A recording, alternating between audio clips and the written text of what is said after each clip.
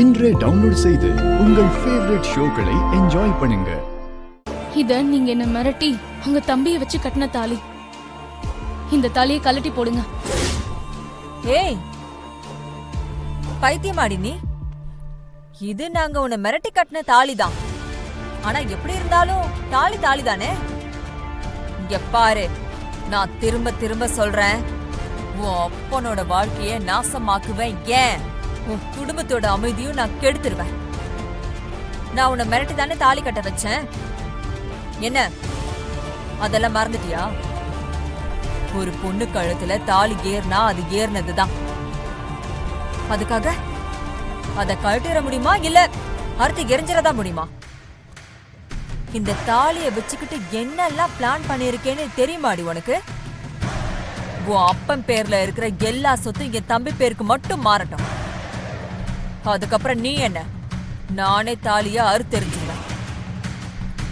அது வரைக்கும் என் தம்பி உன் கழுத்துல கட்டின தாலி அப்படியேதான் இருக்கும். ஒழுங்கு மரியாதையா கிளம்பி வந்து என் தம்பி கூட வாழ்ற வழிய பாரு.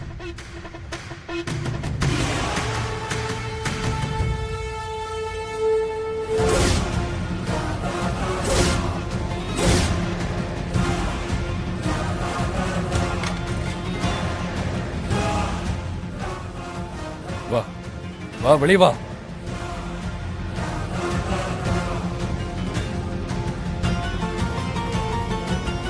மேகல, உன்னை எப்படி போலீஸ்ல சிக்க வைக்கிறதுன்னு பார்த்தேன்.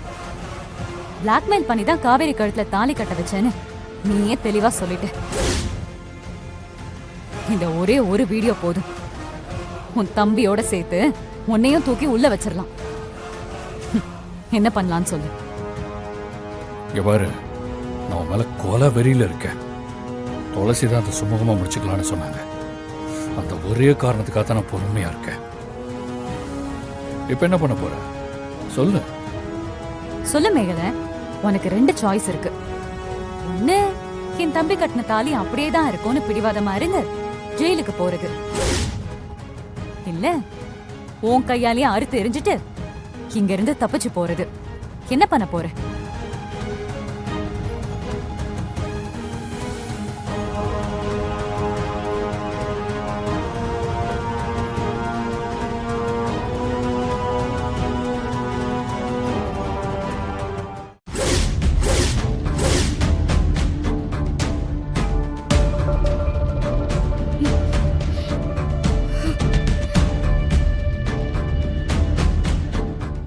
ஏய், உன்னை உடனே இங்கிருந்து அனுப்ப முடியாது.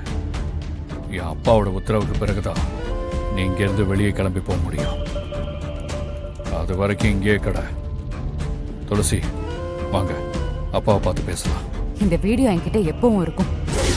நீ ஏதாவது பிரச்சனை பண்ணலாம் நினைச்சேன்னு வை, இந்த வீடியோ போலீஸ் கைக்கு போகும். நீ கேடிங்கிறது உண்மைதான், ஆனா அதுக்காக உனக்கு புத்தி ஜாஸ்தின்லாம் நினைச்சுக்காது. எப்பவுமே நல்லவங்களுக்கு தான் அறிவு ஜாஸ்தியா இருக்கும். அண்ணி